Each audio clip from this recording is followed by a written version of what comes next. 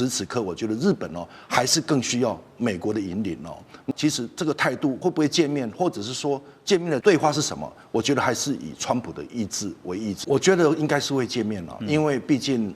他们之间是非常的这个 buddy 也让这个川普去这个中国呢也更有底气啊。那这样对中国而言的话，是形成更大的压力啊。因为毕竟现在这个美国呢对中国其实是一种威慑，是用联合的威慑的力道。那如果说有先争取到日本的支持，那当然去中国那谈起来。当然也会这个压制习近平的一个气焰。川普呢曾经被媒体追问会不会担心说解放军在一开年就进行这个清洗整肃，对于中美关系的稳定，或是刚提到的台湾议题上面有产生任何影响？川普的回应是呢，他密切有在关注这件事情，而他认为呢，习近平在中国大陆备受尊敬，习近平就是中国唯一的老板。还有一位领导人在这个美中元首会面之前呢，他是很想先跟川普来一场会面这个人当然就是日本首相高市早苗。那日本共同社也报道说，高市希望在川普访华前呢，先来安排与他的见面会谈，确认日美同盟关系的稳固，而且共同商讨对华政策。回顾这次日本的国会大选呢，我们看到高市在先前受访时也强调，他并不是主张，因为他针对了所谓台湾有事，日本就有事这个引发的冲突、引发的争议那他强调说，日本主动对中国大陆采取这个军事行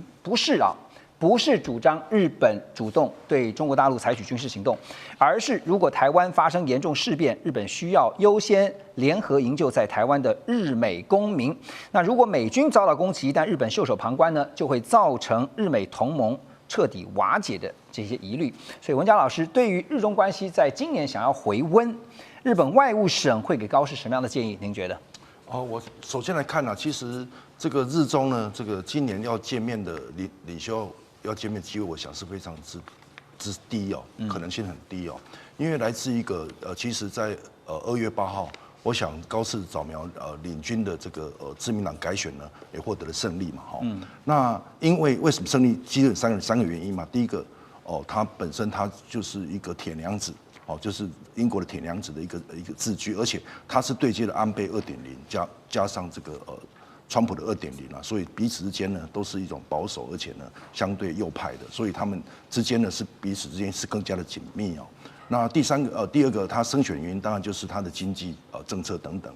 那第三个就是他的外交跟安全保障因为其实台湾有事等日本有事，其实这也调动了日本国民整个对他的一个支持因为毕竟这个日本呢，其实他的从战前到战后，其实他都是以投亚入欧他认为这是日本有优越感，那刚好高市早苗调动这个日本的优越感就是他要置于中国，不受制于中国，这个底气之下，这个自民党的在众议院的改选是当然是获得胜利嘛那所以这样的安排的话，可能就是说，既然是他对中国是强硬的，所以他此时此刻他也不容易去跟这个习近平去做一个见面此外呢，我想刚刚您所讲的是是有个梗就是我们记得那时候这个高市早苗10月21号就任首相接着1个礼拜就跟这个川普先见了面见完面之后才去见了这个习近平11月初在那个就是先美后中嘛，对，就是先美后中，然后接着在11月7号才在国会里面提到说台湾有事他们会启动所谓的集体自卫，集体自卫权那集体自卫权的概念就是它会跟随着美国。那其实如果说一旦台湾有事，那当然跟随美国就是他会就发动所谓的一个后勤，或是说一个情报等等一个协助嘛。那我想说，如果这次呢，这个川普他当然希望去见了这个习近平之前呢，能够跟高市早苗来见面，来做个交换意见那这样子可能也能把这个不管是川普的意志跟这个高市早苗的意志，给它联合起来那当然对整个一个美国、中国跟日本3方面呢，其实是比较稳定的所以我想说呢，此时此刻我觉得日本还是更需要美国的引领那其实这个态度会不会见面，或者是说见面的对话是什么？我觉得还是以川普的意志为意志，所以有可能会排在川习会之前，高市就能够如愿的跟川普见上一面吗？您觉得？还是说通个电话？我觉得应该是会见面因为毕竟他们之间是非常的这个 body 哦，会见面，因为毕竟呢有这见面的3分情，那能够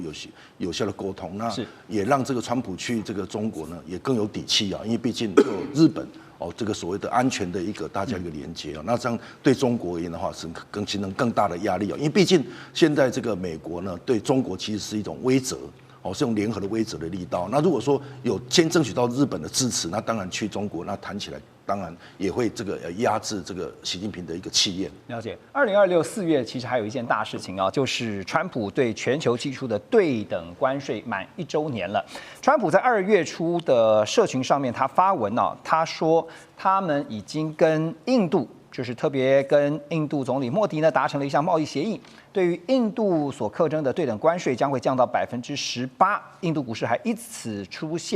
度出现大涨。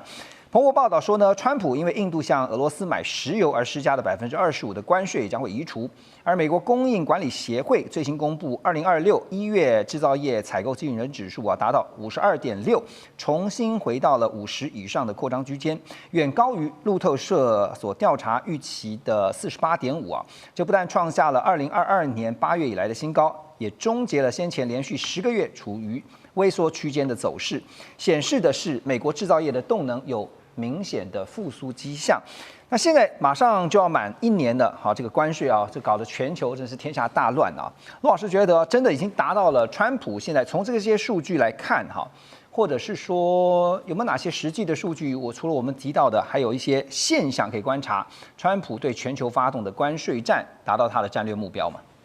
我想他有局部的达到他的所谓的战略目标，因为他的战略目标当时有3个，第一个是减少他的贸易逆差，增加他财政收入；第二个是推动制造业回归美国；第3个能够重建他整个供应链的经济的安全。那在贸易逆差这方面还没有办法解决，因为美国去年2025年还是贸易逆差非常的大，这一点还没有办法在短期之内改善。那至于让制造业回归美国这一部分开始初见的成效，不管日本、韩国、我们台湾都希望去美国设厂，这就可以看得出来，我们希望在美国的投资能够增加，这会增加美国制造业的这个能量。但第3个呢，它的供应链的确在台湾、日本、韩国这些国家的这个支持之下，它会获得一个程度的这个保障。那至于你说它的替代指标的话，像制造业的这个采购经理的指数，确实。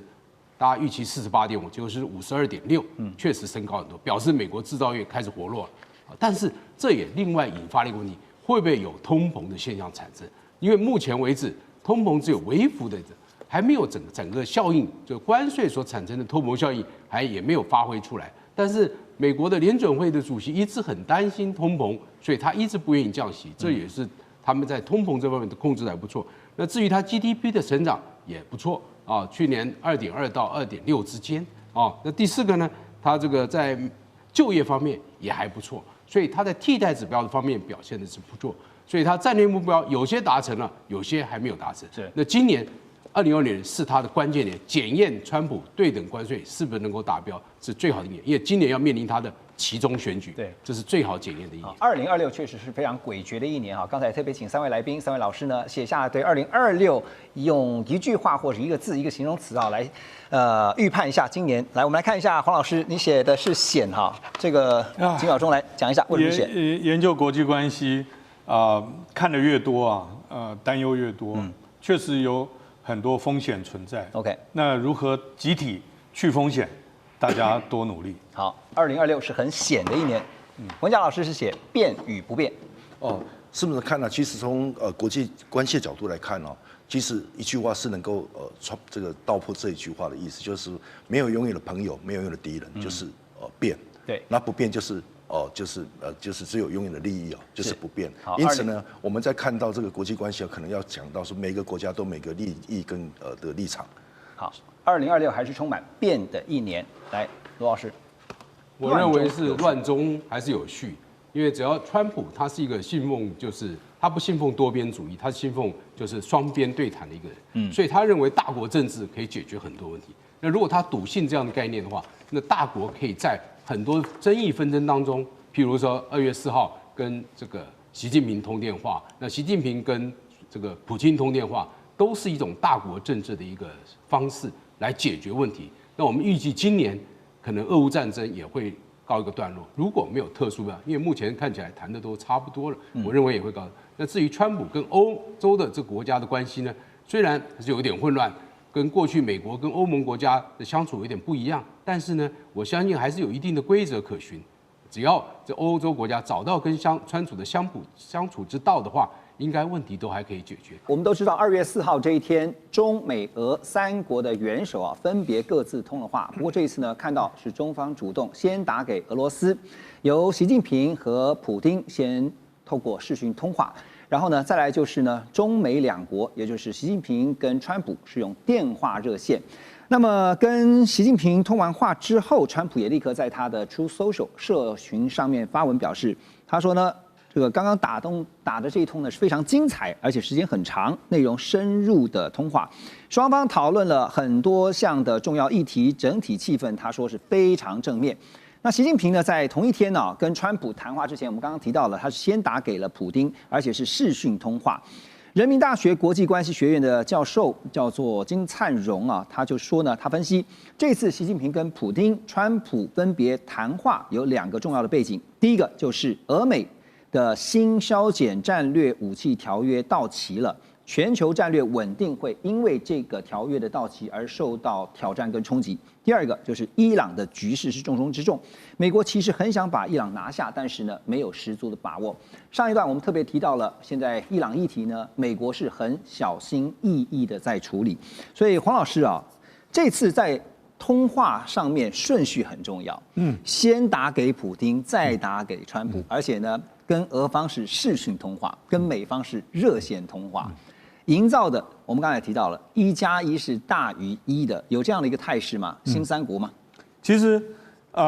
通话的顺序北京方面可能有一定的想法，可是真正发生视讯通话或者是通了热线电话的时间点，也不是北京一家说了算，有可能是大家配合这个大陆领导人习近平的时间，也有可能是他们自己在忙，所以先后顺序有改过。在国际外交上面那个事后诸葛当然不少，但是有很多事前没有预判的巧合也很多很多。所以我自己在资讯不完整的情况之下，我不敢说是不是北京就想好了，然后俄罗斯跟美国配合他的时间，这是第一点。第二点，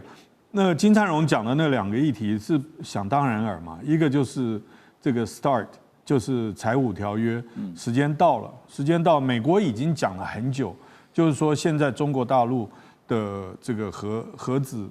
弹道飞弹核能力，不断在加强，那么会不会因为加强改变中国大陆原来的永远不做第一级的这个核战略会不会改变？这个是美国比较担忧的。对，那当然中国立场。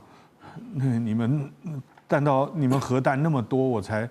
几百枚，美国是最多的。然后你现在硬把我拉进来，就想要又用什么以规则为基础的什么东西规范，到时候又限制我的核武发展。那中国大陆要做核试验，美国川普也想做核试验，对，所以今天俄罗斯就算想要叫大家说先续约或者什么，还是有很多的困难。那我觉得伊朗是这次通话的关键因为就是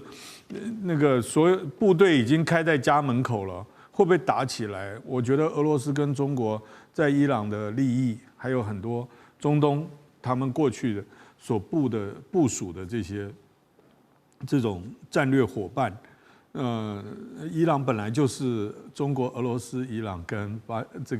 巴基斯坦被归为4个，就是引起世界动乱的这个轴心嘛。对。那伊朗如果真的也像在西半球一样，这个被美国的这样子一下子压制住的话，那对中国利益损失太大。OK， 这个问题邱老师怎么看呢？因为刚刚我们特别讨论到说，虽然顺序上面是颇有令人玩味之处但我相信像黄老师之前我们也曾经讨论到，先前的预备一定都是双方的幕僚都已经讲好的所以才会按照时间这样来打它要营造出的是一个什么样的氛围？我觉得其实从今年年初，应该大家会从去年的年底到今年的年初，从委内瑞拉的事件，那大家应该会看得比较清楚，因为我记得我们以前在节目里面就一直不断在提醒大家，就是目前现在整个全球的格局正在由原本一极超强，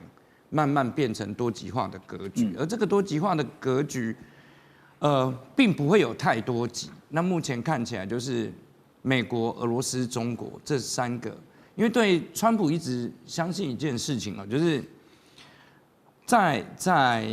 欧洲的议题上面没有俄罗斯的合作，美国很难推展很多美国自己主要的 agenda。对，那在亚太这个方向，如果不跟中国合作的话，其实美国也很难去达到美国想要拿到他自己的国家利益。所以慢慢，其实我们现在进入一个前一段时间有人讲说雅尔达2.0，但是现在其实比较像，我觉得比较像一个三级之间的动态平衡。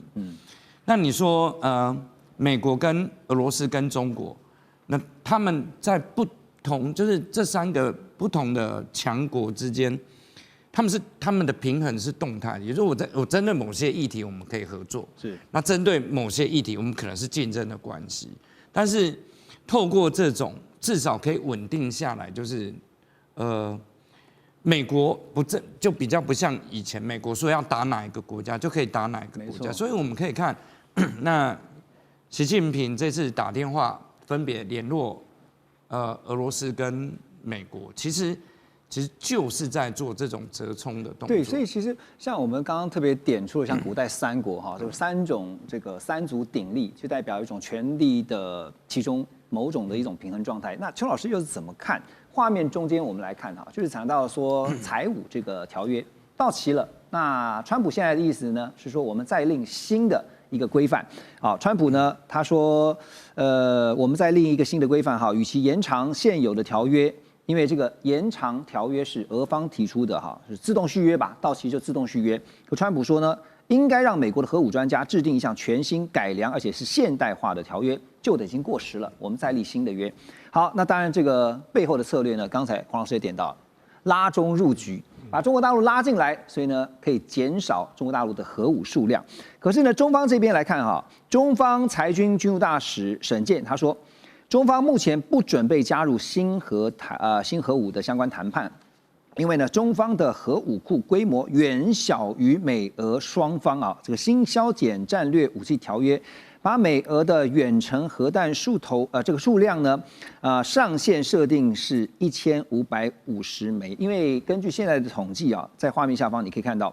美国呢到2024年年底，他们自己做了一个计算，中方的核武器库存大概是600多枚。可是跟美俄双方来比，这个都是4-5千枚以上的哈，这个所以你要拉中入局可能吗？那到期之后的美中俄3国的核武竞赛怎么发展？第一个就是我们要知道，维护一个很大的核武库是很花钱的。对，不管是美国还是俄罗斯，那以前我们经常笑俄罗斯的国防预算，陆军或者是海军跟空军拿到分配到都很少。俄罗斯最主要，他们的年度国防预算大头都拿去维护核武了。同样对美国也是一样，所以你拥有一个7000枚、6000枚这么庞大的核武库，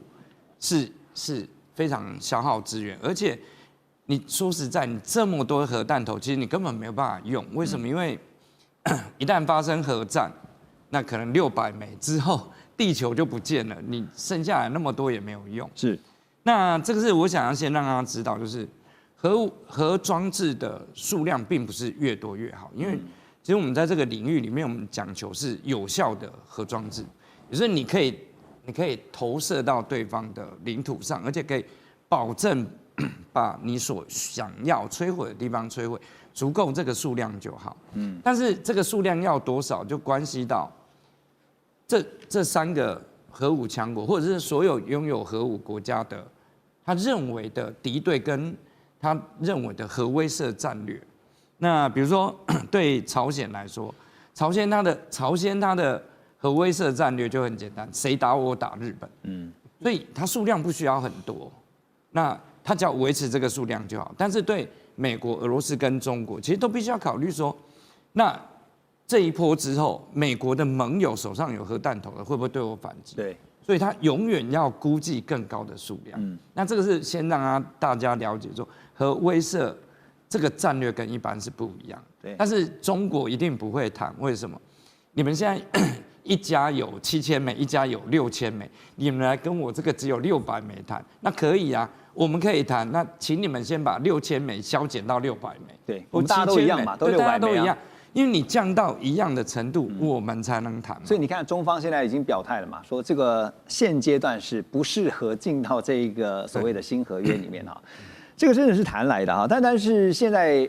有一件事情也很值得玩味哈，就是日本方面，我们看到2月8号日本众议院的选举要投票，那么川普呢在2月6号这一天他也发文，他就针对这个日本的首相高市早苗啊，他就力挺他。在贴文当中，他说这次选举的结果对日本的未来非常重要。高市早苗证明他是一位坚强、有力又睿智的领导人，而且他真心爱护自己的国家。他也提到了一个日期，他说期待3月19号欢迎高市到白宫。啊，这个是在为高市助选吗？还是已经确定了高市应该就是要胜选无误了？南华早报独家披露啊，高市早苗发表台湾有事论这个几天之内呢，中国大陆方面呢立刻召集了东南亚各国使节，举行了一场会议，那支持中方对高市言论的立场，也希望能够凸显呢对于这个日本方面这高市早苗引发的争议言论呢，那表达一定程度支持中方的力道。那现在我要来问的就是说呢，川普他点了一个日期，3月19号这一天哦，那也就是在4月他访问中国大陆之前，他会先见高市早苗。不过当中令人玩味、有蹊跷的，会不会是他要先跟高市说些什么？因为现在中日关系是非常的糟糕，他是要下一些指导棋吗？你觉得？我觉得不用，这个日期的安排不用太过度分析了，毕竟美国跟日本是盟友啊，美国总统跟日本首相每年会几次见面，不管是双边的会议或者在多边组织高峰会等等的场合都会见面，所以其实每年都会见面几次了。而且其实现在已经确定了高市早苗会继任了。那对川普来说最重要的是什么？不是日本对台湾的说法或动作，那是什么呢？贸易协定啊，钱会不会到位呢？你现在你连任成功，那去年前的贸易协定就要开始履约了。对啊，钱呢？日本答应投资美国那么多钱了，对不对？答应买那么多美国东西。因为之前本来说权力还不够稳固，所以现在川普的想法是：好了，欢迎你。恭喜你选举成功啊！欢迎你再来白宫，恭喜你全面执政。接下来就请你履约，是这样子吗？对，所以其实对川普来说，他看日本，他看高市早苗连任成功，那重点是钱呢，真的。所以不会谈到中日关系，你觉得吗？当然，尤其是幕僚团队是会鼓励，会希望总统会在这个议题上花很多时间。但是我们都知道，川普在看各国的美国的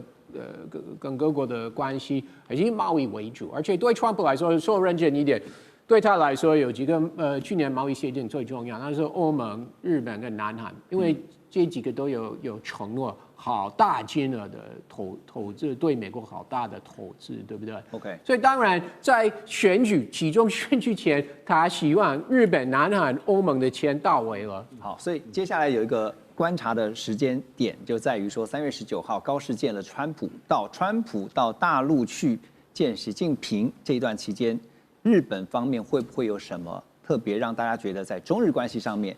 所做出的一些调整或变化？在去年4月，川普对全球发动了这个关税大战，美中经贸因此打得如火如荼。在经贸的领域啊，在这边呢就有2张牌可以说是被打到了极致，包括了大豆牌跟稀土牌。那大豆呢是刚刚关系中国粮食的安全，还有美国农民生计，当然就是跟美国年底的期中大选很有关系啊。还有是稀土呢，是掐住了美国军工的命脉。也是呢抗衡美国科技围堵的一大利器。而在今年，习川两人呢预计总共会安排4次的会晤，如果没有意外的话，最快的一次就是在4月初。现在甚至还说呢，日期有可能会提前到3月31号这一天呢。川普先访中，在北京和习近平进行元首会。那么南华早报呢，最近他们也披露了，美中似乎都有默契，准备把双方呢在先前在韩国釜山达成的贸易休战协议再延长1年哦。倩姐怎么看在今年一整个2026大局之下的中美互动？现在我们刚刚特别提到了贸易休兵有可能会延长啊，你也是这么认为吗？今年我觉得两国中间会进入一个好像春秋战国时代的报聘关系的报聘模式的年啊，就是聘问模式。因为如果我们仔细去看呢，上半年的川普访华跟下半年的习近平访美，都是两国的元首亲自邀请的，所以它不会有什么变数。但是它中间可看之处还有很多。首先我们要说呢，整个大棋局里面，今年是一个绝对秩序的变动年。从2025年的4个主要的变动的这个基石被敲松软了以后。2026年的1月3号，又把整个的地缘秩序呢全部重新改写。WEF 在欧洲呢也把地缘经济跟地缘政治相关的这些规则全部改写。所以你连慕安会议啊、慕尼黑的安全会议里面，大家都说旧的秩序已经没有了。所以当你有一个这么大的变动的时候，就好像我们的春秋战国时代，你今天说马上就农历新年嘛，我们拿点中国人智慧来说。在这种聘问模式中间呢，就是几个大的强国中间，彼此有很多的征伐，有很多的这种在领土啦，或者是各种方式的对抗。但是他们中间也有一种会盟的模式，所以这个报聘模式、这个聘问模式里面呢，主要的目的就是上半年跟下半年就是友好访问，对，改善关系，巩固邦谊。这中间你刚才提到的2件事情，就是去年的2张牌啊，大豆、粮食安全、稀土、军工命脉，固然是不错，但是2张牌的强弱不同。是大豆有替代的产地，有替代的国家可以出口的来源，有替代性啊。稀土呢，有些有替代性，轻稀土有，重稀土呢勉强也可以建立一部分的小的替代性，但是全面的没有。好，所以说这2张牌的强弱不同，所以也就代表了两边实力可以谈判，在谈判桌上谈的不同。不过这2次的重要的聘问一边来一边往呢，它主要就是建立，如果你用西方的角度来说呢，就是你的管控分歧的方式，你要建立和平的护栏，对，彼此能够在斗而不破的情况之下呢，继续管理放在引号里面的世界秩序，因为美国毕竟还是一个世界秩序的大国，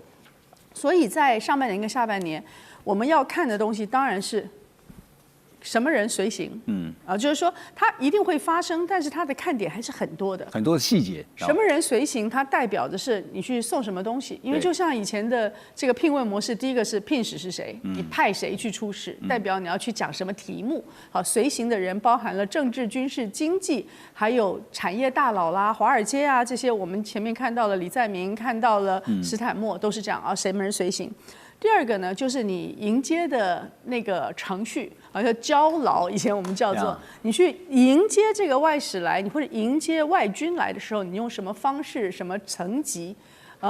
大家可以记得说，英国到了中国大陆的时候，那个层级和摆的那个阵仗啊，应该是数百年前呢，英国认为他们作为最强大的国家的时候，所还没有见过的阵仗。对，那个规格哈，规格非常高。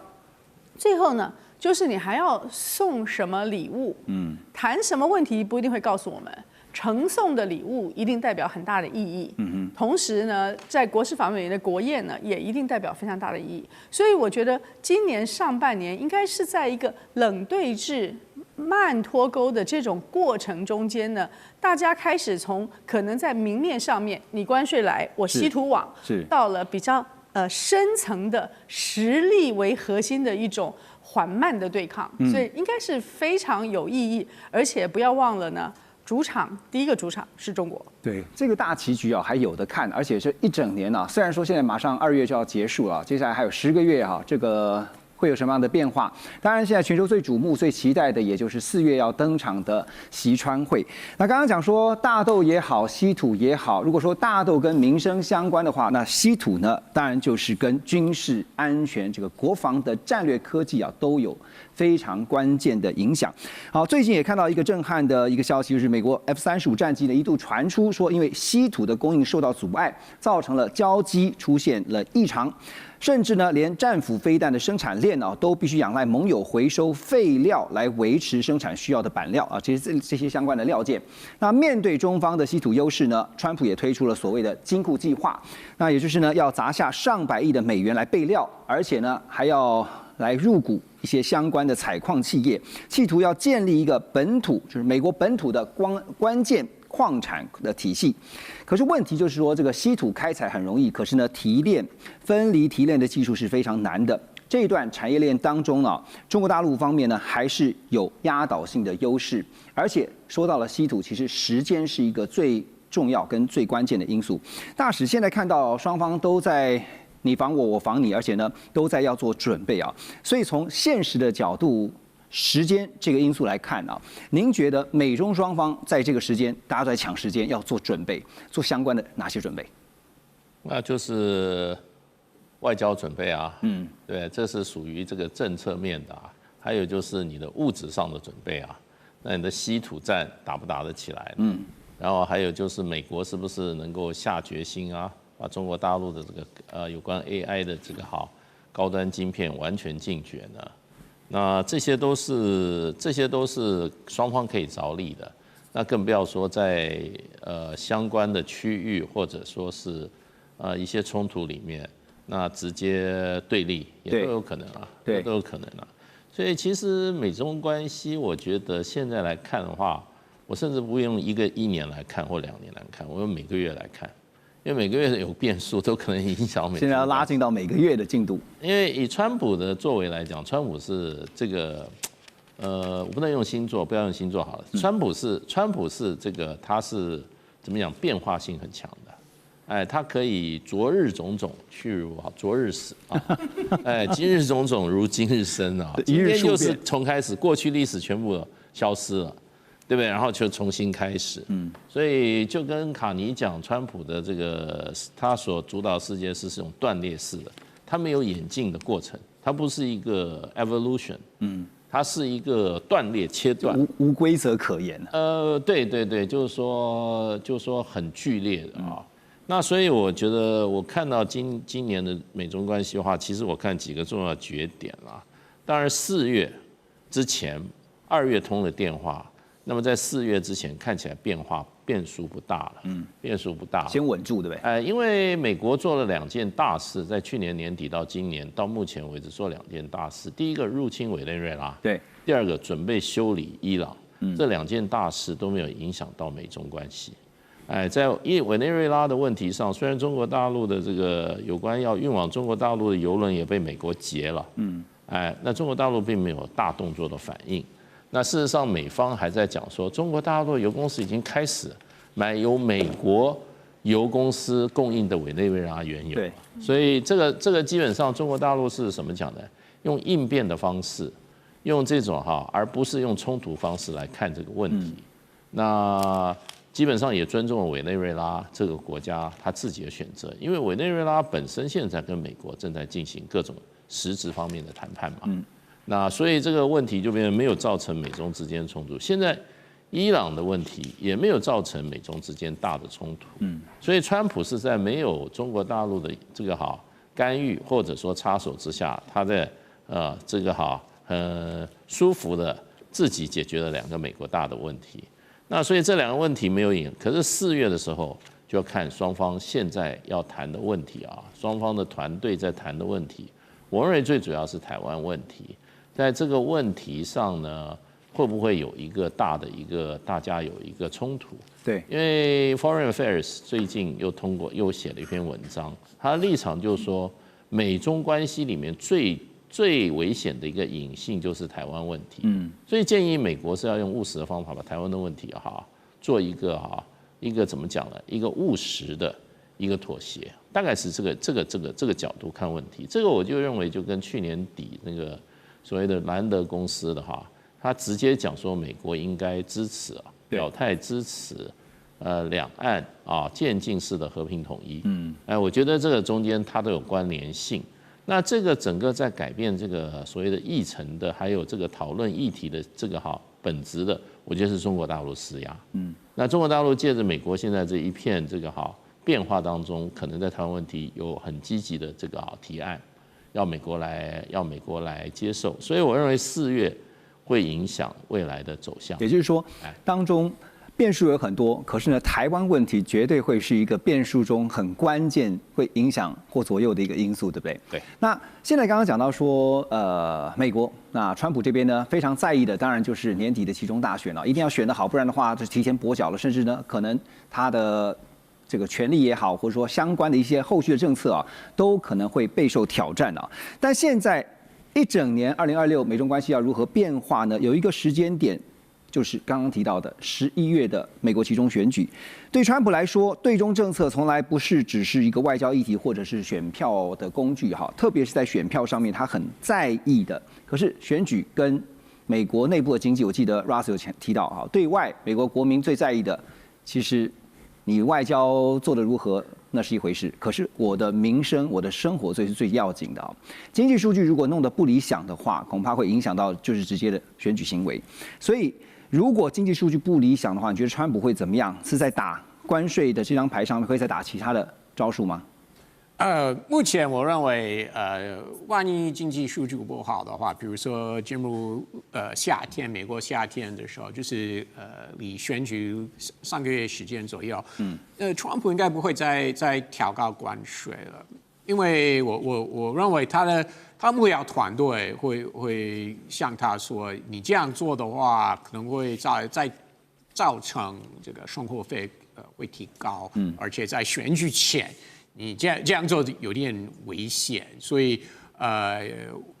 即使数据不好的话，我觉得川普还是会直接责怪民主党好了，他不会再允许，因为这个调高关税是去年他第一年的事情，对不对？所以在今年，我认为是应该不会。如果他觉得，比如说中美这个贸易的一些共识是中国没有达成，比如说购买大豆和其他的目标的话，我认为明年川普就会开始再次跟中国打所谓的贸易战，应该不会在今年，但是明年的可能性我还是认为是很高的，因为如果进入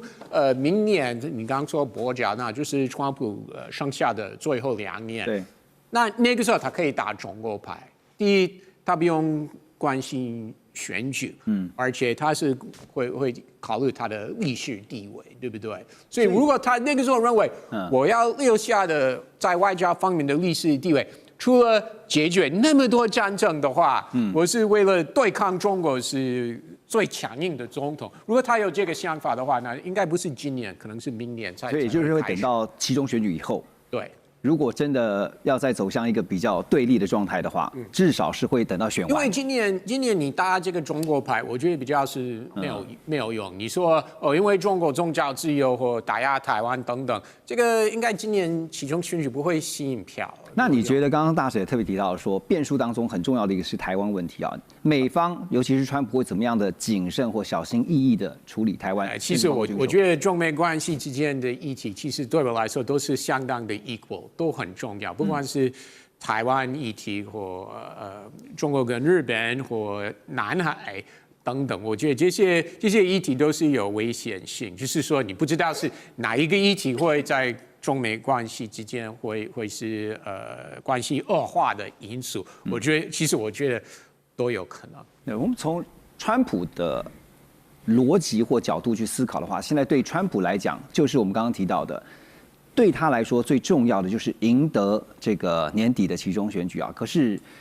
要能赢得选举呢，很重要的一个关键就在于经济。中美俄3方的元首呢，各自通了电话，这是由中方主动，他们先安排了中俄2国的元首，也就是习近平和普丁的视讯通话，再安排了中美也就是习近平和川普的电话热线。那外界一般的看法，现在多半认为啊，这些电话当中谈的其中有一个重点是伊朗，还有一个就是台湾议题。那川普在事后，也就是4号这一天呢，在社群媒体上面发文表示，他跟习近平完成了一场非常出色的电话会谈。他说呢，这通电话历时比上次还要长，内容也更深入，双方讨论了多项重要的议题，整体的气氛他觉得很正面。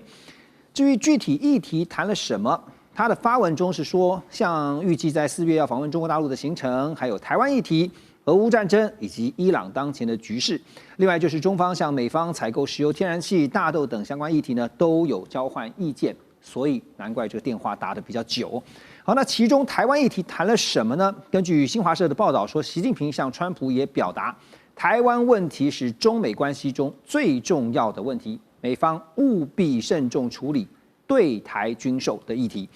看来台湾呢，也是这场电话会谈当中相当重要的部分。而川习两人谈到了台湾的军售，现在台湾方面呢，国防部表示啊，美国政府已经针对部分项目提供了发价书草案。我方必须在3月31号支付首期的款项。那在野的国民党副主席萧旭岑最近就点名 AIT， 他说 AIT 请不要干涉台湾内政，并且说 AIT 的台湾处长啊就是古立言，在美国整个国务院的体系呢，他的位阶只比科长大一点，但台湾呢却被比司长小的官员，也就是古立言呢要求这个要求那个的。我们怎么看2026？因为对美国来说，今年还有一个非常重要的，就是在年底11月的期中大选。好，那2026的中美大交易怎么看呢？川普那需要中国大陆方面如何给力？特别这次习近平在跟川普的电话当中，大使我们听到了习近平他点名的一项就是对台军售，虽然没有明讲，不过呢提醒了美方要好好的面对这个问题跟处理这个问题。那在通完话之后呢，也掀起了这个巨大的讨论啊。您怎么看这一次由中方主动，特别先打给了俄方，再打给美方这样的元首通话？我想基本上，因为大陆的这个国家主席打电话是比较慎重的啊，他都会有全盘考量，所以我认为先打给俄罗斯，再打给美国，这是一种啊在战略上的一个平衡的措施，因为中国大陆事实上可依靠的盟友的话，在必要时或者现在，最重要的盟友应该是还是俄罗斯。那俄罗斯，中国大陆也让俄罗斯提供了中国大陆更多的能源设备，因为这个跟中国大陆的这个分散能源供应来源国其实是稍微有一点抵触了。就可以看出来大陆对俄罗斯在战略角度来看的话，是很看重俄罗斯的，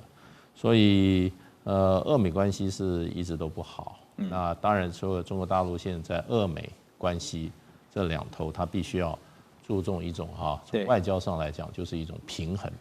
而且这个先后秩序那个意义也非常的重大。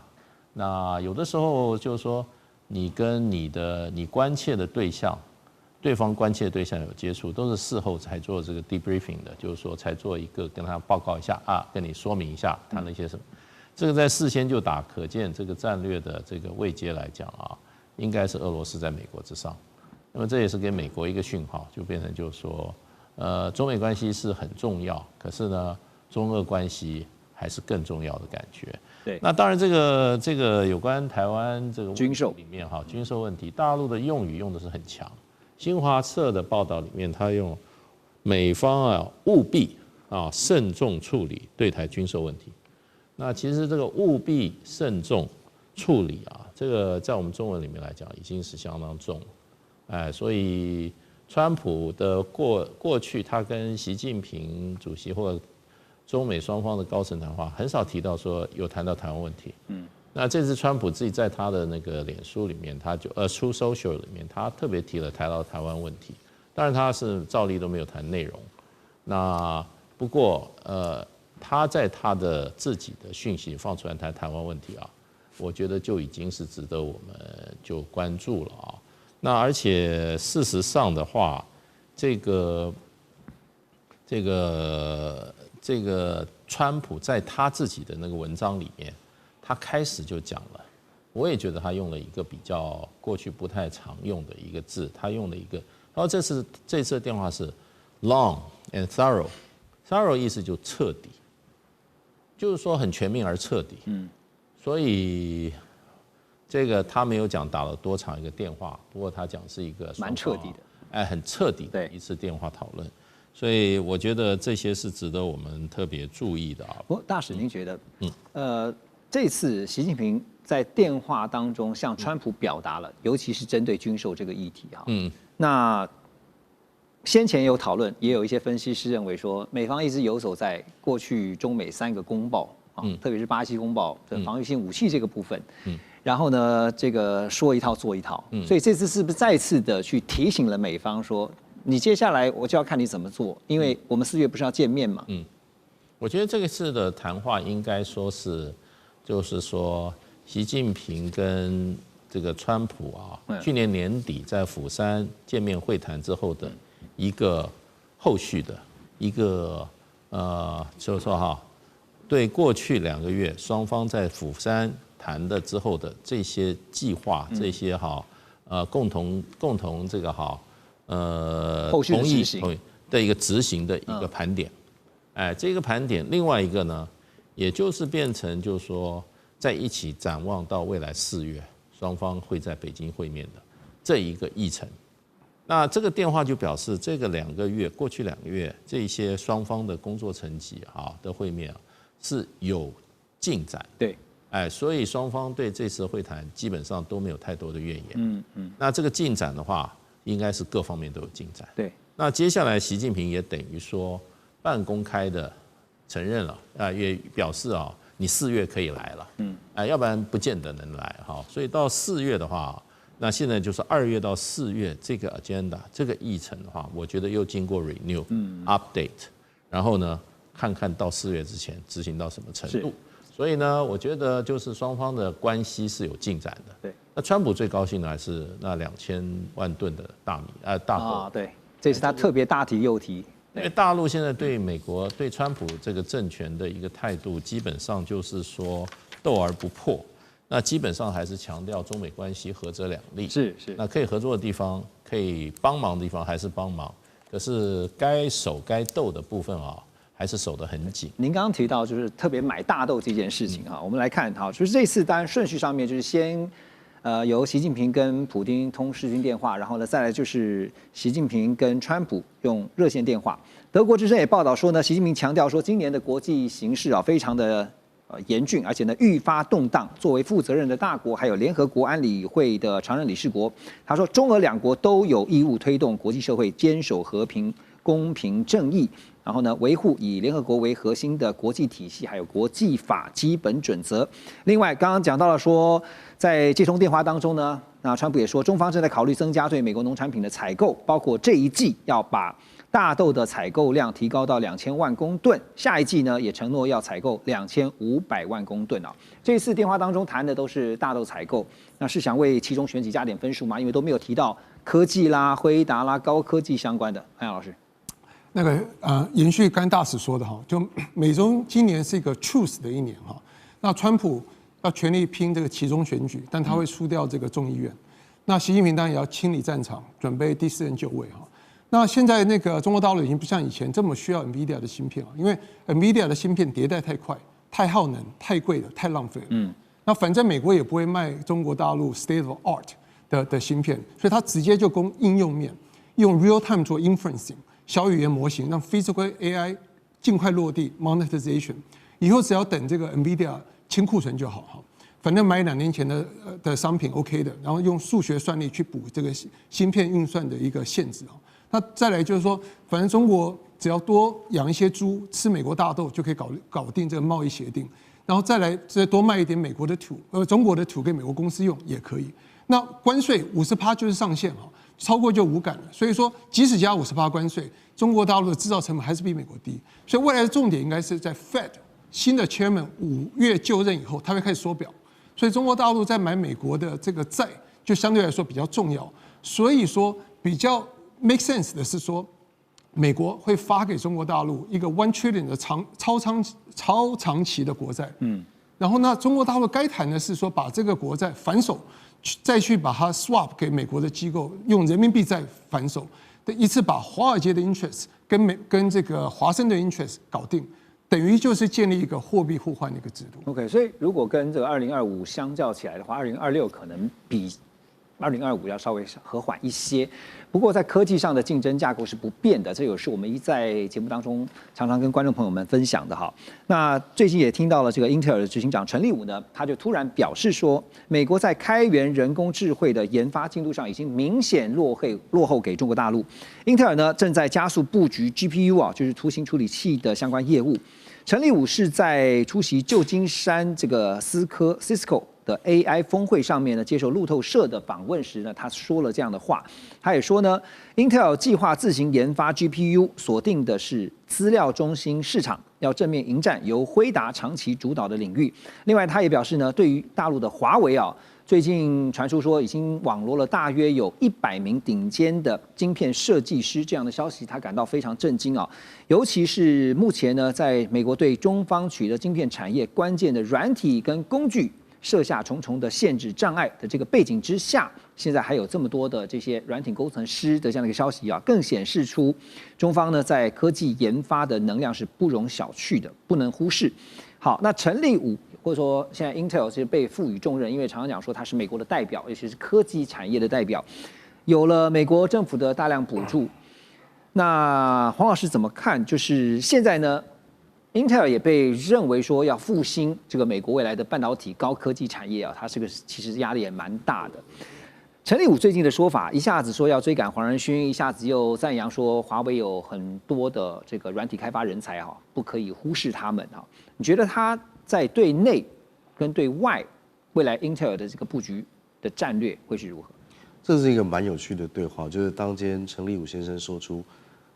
我们要迎战 NVIDIA，然后华为有很多的表现，在2个层面上是这样。第一个是我把 NVIDIA 捧得很高，对你 CUDA NVIDIA System 很厉害，但是我不可能，我不要让你垄断市场，我要让美国政府去注意到说，今天市场逐渐在被辉达主导。他怕资源集中到辉达去，他是要让政府去驱动反垄断这件事情。我们要让市场的 AI 的先锋全部被垄断，所以请给我更多钱。然后他第2步下得更漂亮了。他把整个上升到 AI 的一个国安问题，连华为都可以网罗到这么多顶尖的科学家了，请给我更多钱，我要网罗更多顶尖的科学家。他其实在2个层面上去对他，也不能说竞争对手，就是在这个市场上2个不同的族群去拆解出他自己的定位。那我觉得他在锁定资料中心市场上 ，Intel 有一个很巨大的优势是，它是现在还留有的几个 IDM 厂里面，相对来说规模相对比较大，是，那也意味着 Intel 它有非常快速的垂直整合能力，也就是说，我不需要去拜托台积电给我产能，而是我自己就有办法去生产我需要的东西。Intel 它要卖产品，它不见得要像 NVIDIA 去offer 一个非常大的 ecosystem， 我从很尖端的 AI 到 Edge Computing 我都可以做，全部卖给你。它只要锁定某些特定的客户，金字塔最尖端的。请你赶快给我，我要非常客制化的高端晶片。这个其实他在下一步这样去走，就可以在市场上走出一个比较大的区隔度，对，才会有资金做接下来的高科技发展。所以从它的竞合战略啊，因为不只是竞争，它既竞争又合作，特别是在跟辉达或者是这些其他的高科技的大厂在竞争之下，它也必须要找到一个像你刚刚讲说，不管在人也好，钱也好，绝对不能让其他的我们讲同业的对手专美于前，是这样。是，就比方说我跟 Intel 在 NVIDIA 好，我们现在如果对中，我们可能站在同一阵线，那我们就试着把中吃不到的市场，我们一起把它吃下来。你不要全吃，因为你全吃你会浪费太多资源，大家各分一块。那当他跟别的公司又站在同一个立场上的时候，也会有其他的竞合关系存在。对，我觉得 Intel 现在就是站着它有一个非常稳定的 IDM 系统，来巩固它自己的地位。我们这几天看到了达沃斯经济论坛啊，在这个论坛上面呢，加拿大总理 Carney 他的演说意外的爆红。怎么说呢？因为他在论坛这个轮到他上台讲话的时候，他直接说出了一句重话。他说呢，现在的世界是强权为刀俎，中小国家变成了鱼肉。Carney 更公开呼吁，认为中等国家必须要结盟，团结起来对抗大国的胁迫行为。此话一出，全世界都在问：这 Carney 口中的强权还是不是中国大陆呢？还是意有所指的，指的就是川普主政的美国。因为呢，就在同一时间，我们也看到了一个很不寻常的讯号，就是加拿大正在快速和中国大陆方面融冰。短短1个月之内呢，加拿大出现了一连串的融冰转向的迹象。比如说呢，像是加拿大法院裁定了 TikTok 可以继续营运，推翻了过去封杀的路线。另外，跟中国大陆互相降低这个电动车、油菜籽、农产品的关税。还有呢，中加官方协议恢复接触，经贸方面是明显有回温的。法国媒体呢也直接点名，川普第51州就是加拿大，他是觉得非常的羞辱啊。好，那在此同时呢，川普则是不断的向他们的盟友放话，说要夺取格陵兰。这个礼拜看到真的是峰回路转啊，而且呢也说呢要把加拿大变成美国的第51州。当然，现在真的能够变成美国的第51州吗？不管如何，其实呢，从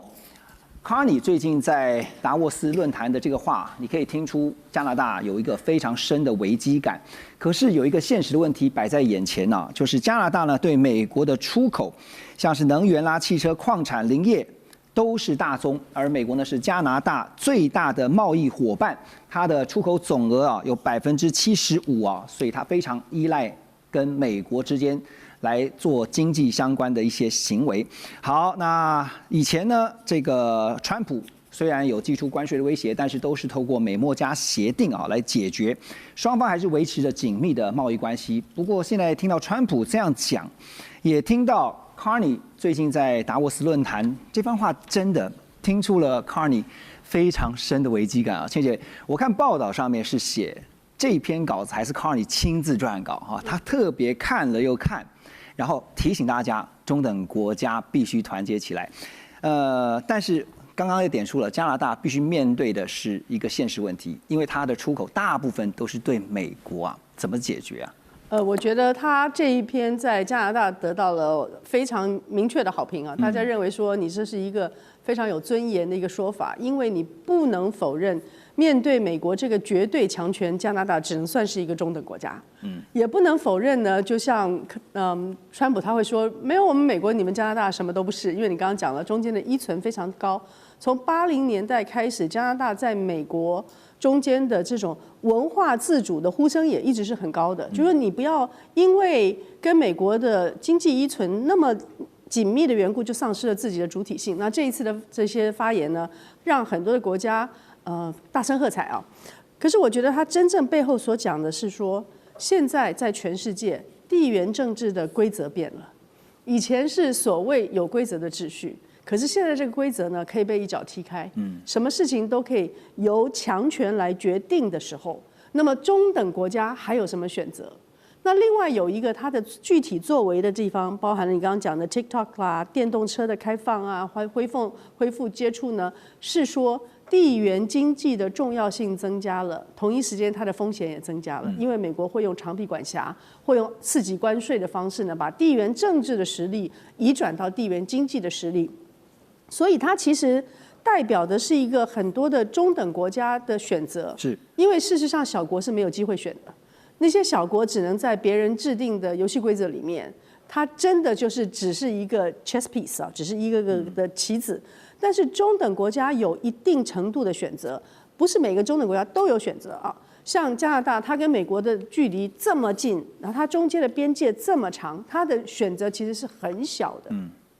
但是它在某些地方呢，可以坚持它不是完全在美国的阵营里面。所以我刚才为什么说地缘政治的规则变了？因为以前在阵营对抗、民主对集权，或者是这个各种结盟体系的时代呢，你要选一个边，你不是在这边，你就是在那边。可是中等国家现在有一些在选择，希望两边都有，或者是多个多边主义中间都有他们可能的角色。我觉得最明显的例子就是印度，印度就会在每个地方他都希望参加，包含了上合啊等等，但是他有时候跟你一起，有时候不跟你一起，他要时常的去选择他自己的自主性。对，法国也是这样。那么最近我们看到做的比较多的就是韩国，因为韩国跟日本跟美国讨论了一下以后呢，韩国的李在明总统就带着大家去北京，这些都是一些中等国家开始希望自己不是牢牢的只在一个阵营里面，不是一面倒的。因为在一个阵营里面呢，你时常会有跟这个阵营协同的必要性或义务，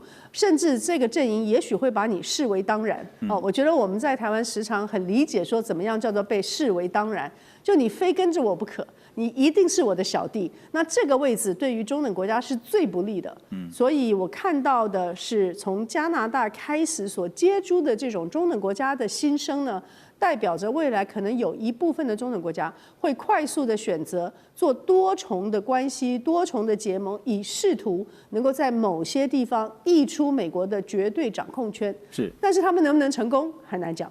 确实，这次 Carney 的这个演说表达出的是一种不卑不亢的态度啊，就是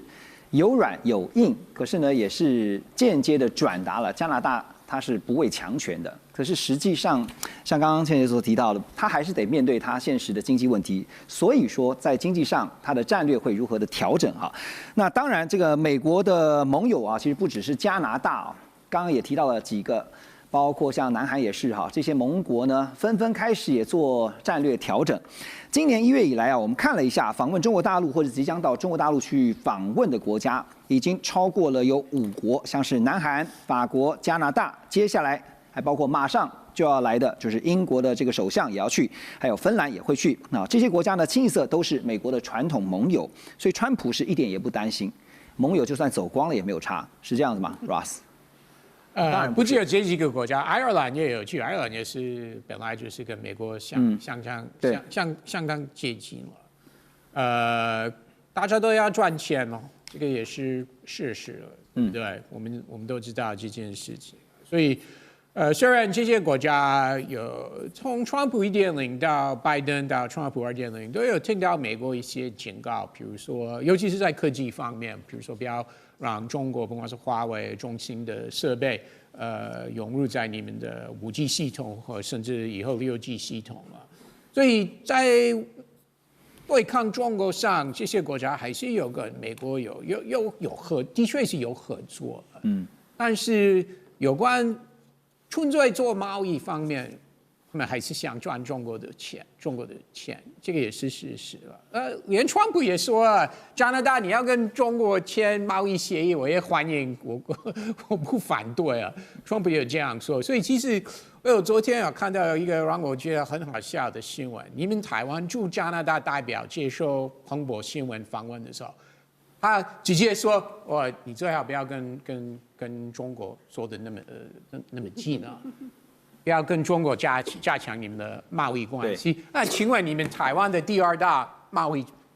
易伙伴、出口伙伴就是中国了。对，所以你们台湾外交官还警告加拿大干嘛？怎么会说别人呢？对啊，怎么还会说别人呢？对不对？对，所以其实很明显，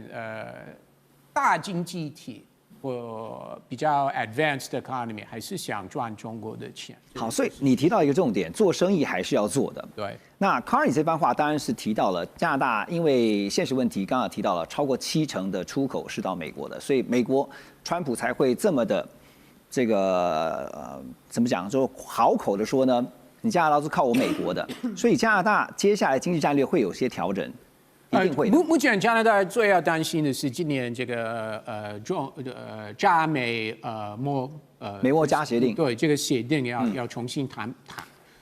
那美国政府已经有很多人认为我们不要再签了，要调整，放弃就好了，是拿来重新全部重新谈，而且我们可以跟墨西哥1对1，那另外跟加拿大1对1，三边的这个协定不用续约了。或许川普会往这个方向做，而且如果真的这样做的话，当然是会给加拿大好大的压力。即使最后达成新的贸易协议，那当然新的协议不会像目前或以前对加拿大那么好。所以加拿大真的是在准备这件事情，万一真的发生的话。但是好像川普还有他的贸易团队，真的是有这个想法，不要这个三边的贸易协定不要不续签。对，可以。你觉得真的有可能发生吗？很有可能啊。OK，还是说它只是拿来当做现在一个威胁的一个条件？但是川普还有他团队，他们在贸易方面是比较偏向有1对1的贸易协议，他们不希望有多边的贸易协议，所以或许会趁着这个机会，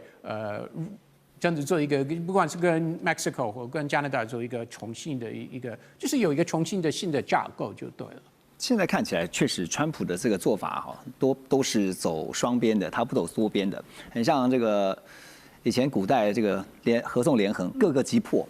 他用的这个正好是中国的古代战法哈。那